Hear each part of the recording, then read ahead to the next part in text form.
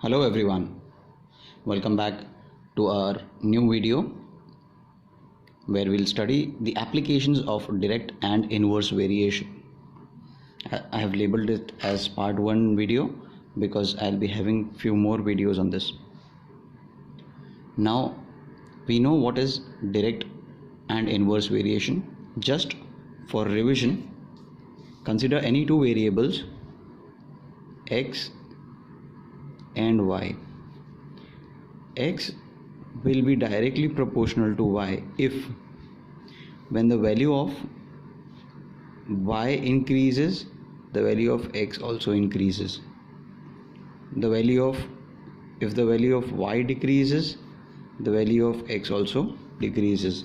In this case, it is called as direct variation. Okay, now this will be useful to us in predicting new values for a certain set of values. For example, if I know x, I can predict what will be y. If I know y, I can predict what is x, provided I know the value of a certain constant. Now, where does this constant come from? Now, we know that x is directly proportional to y. I can convert this proportionality into equation by multiplying this with a constant, that is x is equal to k into y. Now this is a constant of proportionality, as we might have studied in the previous classes.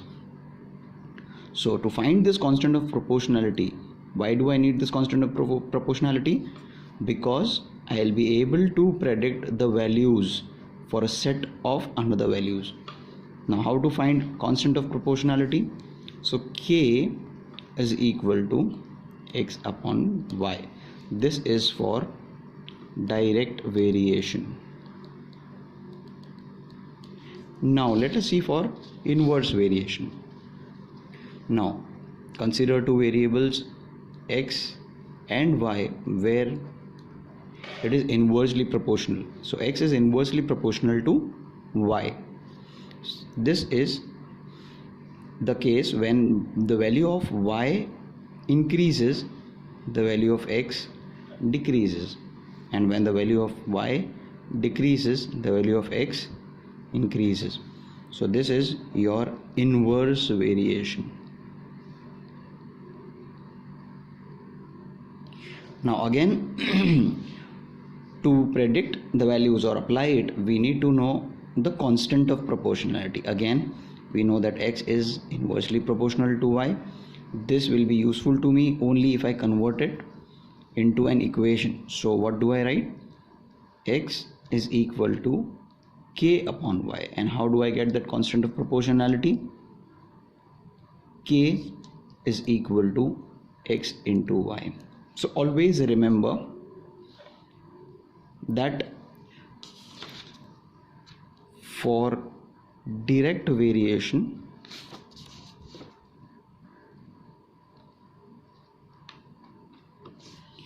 my constant will be the ratio of the two variables.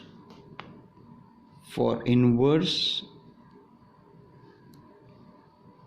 variation, my constant of proportionality will be the product of two variables. So now I may have infinite number of set of values. For example, x1 corresponding to y1, x2 corresponding to y2, over here x1 multiplied by y1 equals to x2 multiplied by y2, So we got the basic foundation for this video. Now we'll start applying it in the word problems. So this piece of important information, I have written it over here so that we remember it throughout. For direct variation, constant is equal to the ratio of the two values, and for inverse variation, constant is equal to the product of two values. Let us move ahead with the first word problem for the day. Question 1. Rita types 2070 words in 1.5 hours. How long will she take to type 3450 words. How many words will she type in 3 hours? So here there are two unknown values given to us. That means two further cases. The initial given data is that she takes 1.5 hours to type 2070 words. So always whenever such problems are there, try and convert this statement into a tabular format. The data in a tabular format will help you to solve. Okay, so such table where you have two variables, that is words, consider a variable x for that. Next, time taken to type in hours, so it's the variable that we use here is y. Always copy the correct data whatever is given to you in the question. Kindly take few more seconds and recheck whether you have copied the correct data or not. So 2070 words in 1.5 hour. How many hours for 3450 words, and how many words in 3 hours? So we know that this problem is of direct variation. For those who have not understood, let us discuss. So if the number of words increases, the time taken to type it will also increase. If the number of words decreases, the time taken for it will also decrease. Hence we call it as direct variation. So this problem is of direct variation. So we have identified that. Now next step would be direct variation. We need to find the constant of proportionality, which is nothing but the ratio of it, ratio of the two variables. So which of the two data is given? The first one. Now consider this as x1, this is y1, this will be x2, this will be y2, this will be x3, this will be y3. Now we know that in direct variation, constant of proportionality is nothing but x upon y also equals to x1 upon y1 equals to x2 upon y2, which is equal to x3 upon y3. So we need to know this constant of proportionality to find the unknown variables for a particular set. So first we'll find what is the constant of proportionality, x1 upon y1, that is 2070 upon 1.5 hours. So we know that 1.5 hours can be written as, this mixed fraction can be written as 3/2 as an improper fraction. Okay, so 2070 upon 3/2 is simplified further. We get 2070 multiplied by the reciprocal of it, 2/3, and we get the answer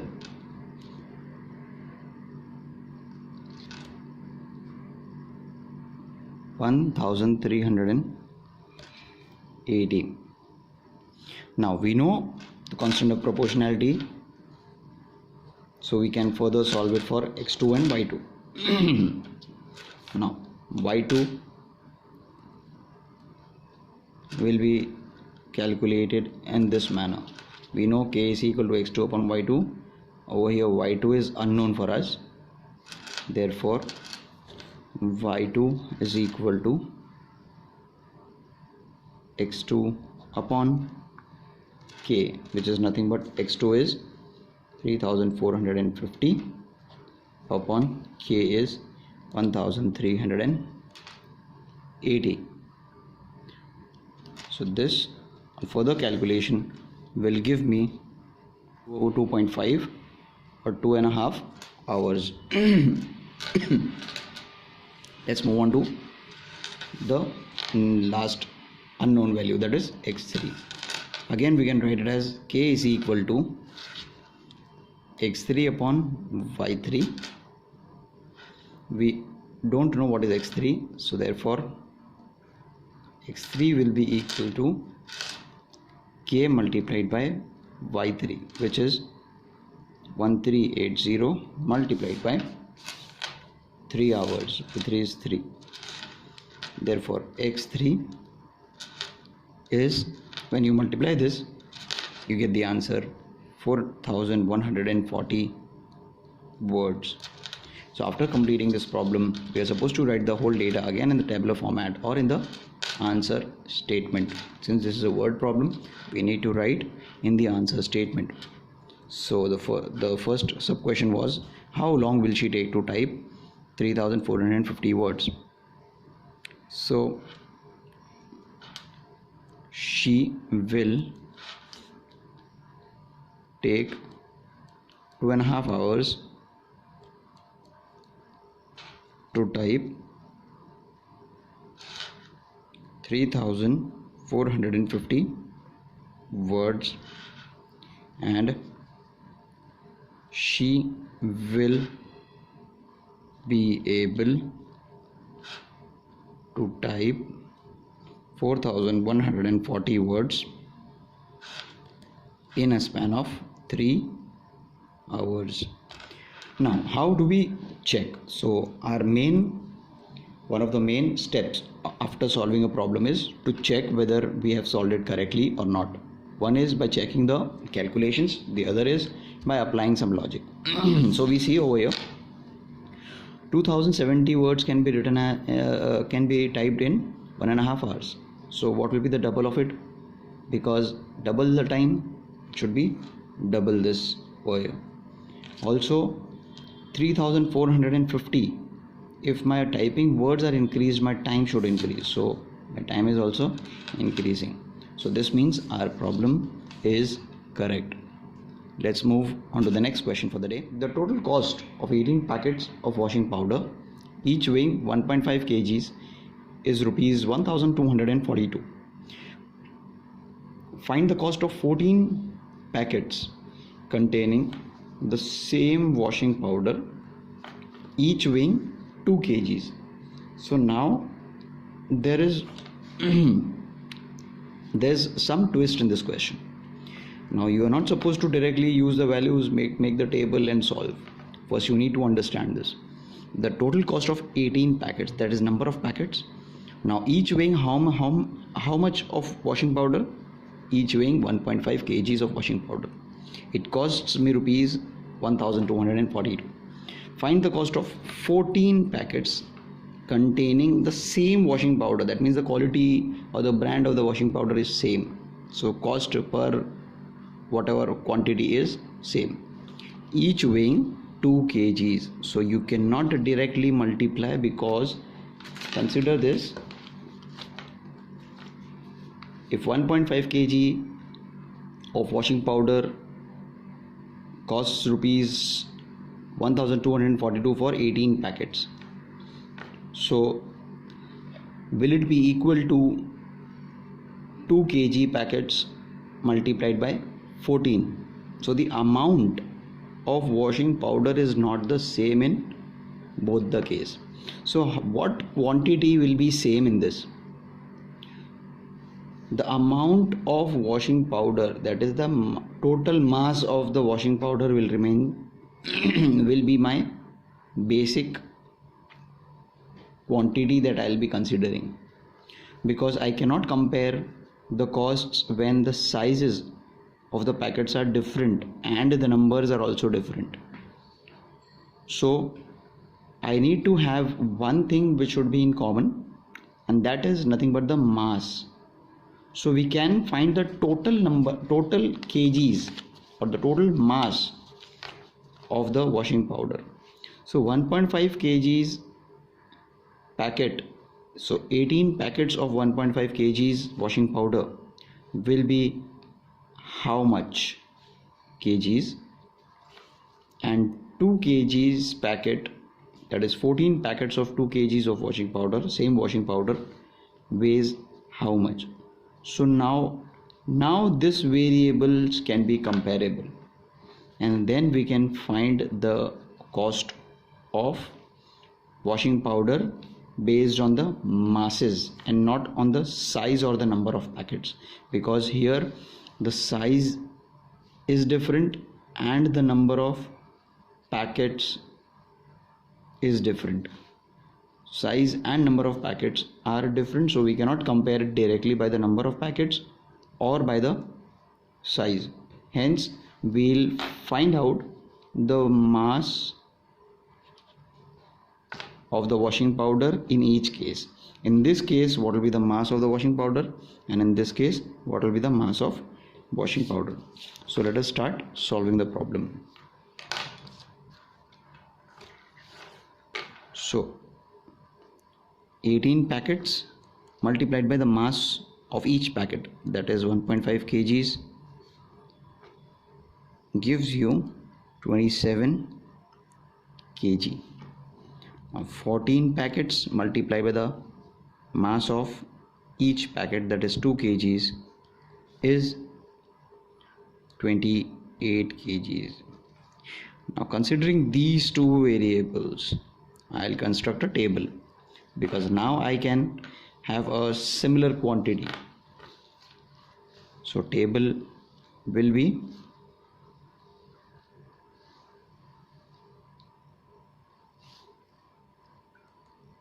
amount of washing powder X variable, cost of that amount will be Y variable.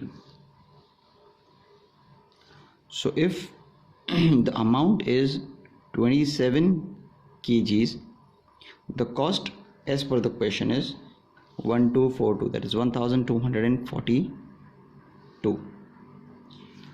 Now we are supposed to find the cost for 14 packets of 2 kg each. That means total amount will be 28 kgs. What will be the cost? So if this is my x1, this is my y1, this be my x2, this be my y2. So as we know, if the amount, so now my next step is to check the relation or the variation between these two variables. Now if my amount increases, amount of the washing powder increases, my cost will also increase. If the amount decreases, my cost will also decrease. Therefore this gives me the conclusion that it is direct variation. So we'll be using this direct variation, k is equal to x by y. So find the constant of variation, or you can directly solve it. x1 upon y1 equals to x2 upon y2. We don't know the value of y2, so keep it on one side or bring it on one side of the equal to sign, and take the rest known variables on the same side. So x2 into y1 upon x1. Now what is x2?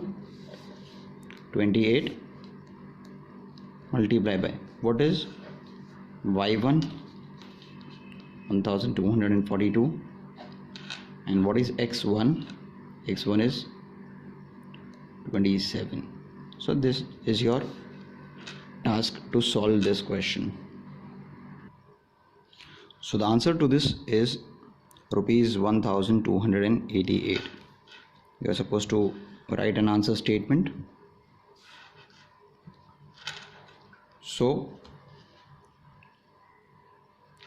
14 packets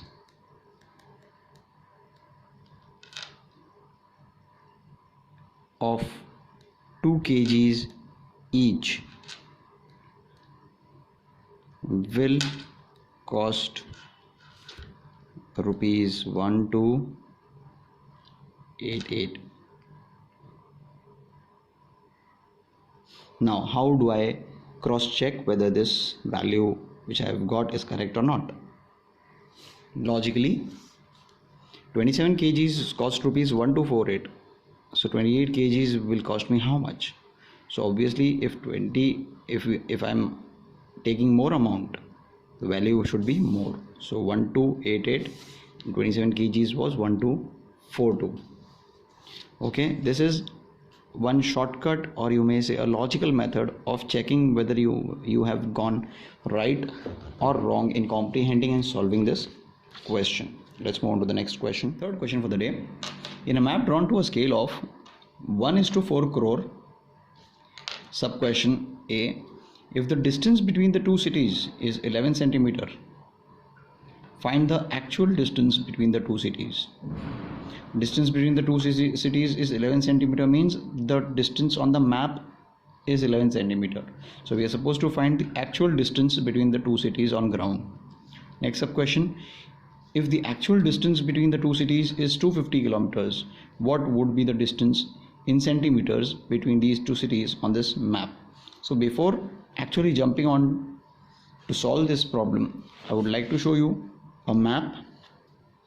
This is a physical map of India, and every map should have a direction pointing towards north and a scale along with it. So over here you see this, a scale 0 to 252. If this, what does this mean?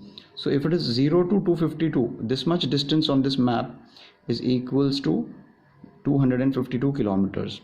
If it is between this much, if this is the distance on map, I need to take any 2 points and keep it over here. If that distance, this distance kept on the map, that equals 504 kilometers on ground. So I hope you understood what scale ratio means. Okay, so let us begin applying this to our problem. So in this map we have been given a scale of 1:4 crore, that is 1 centimeter on map is equal to 4 crore centimeters on ground. So scale says 1 centimeter on map equals 4 crore centimeters on ground. So can we simplify it into kilometers? Yes. So 1 centimeter on map equals 4 crore upon, how much is 1 centimeter if we convert 1 centimeter to 1 meter? So 1 centimeter is 1 upon 100 meters. How much is 1 meter if we convert into kilometers? So 1 meter is 1 upon 1000 kilometers. So we have this in the denominator. What we are left with is 400 kilometers. So 1 centimeter on map is equal to 400 kilometers on ground. Now distance on map, let it be x variable. Actual distance on ground, let it be y variable. So let us first write the scale. That is, if it is 1 centimeter, it will be 400 kilometers on ground. Okay, now if it is 11 centimeters, let it be y2. We don't know how much will be the actual distance between the two cities on the ground. Next sub question is, if the actual distance between the two cities is 250 kilometers, let us have one more column. Actual distance is 250 kilometers. What will be the distance in centimeters between these two cities on the map? So let this be x3. So assuming this to be x1,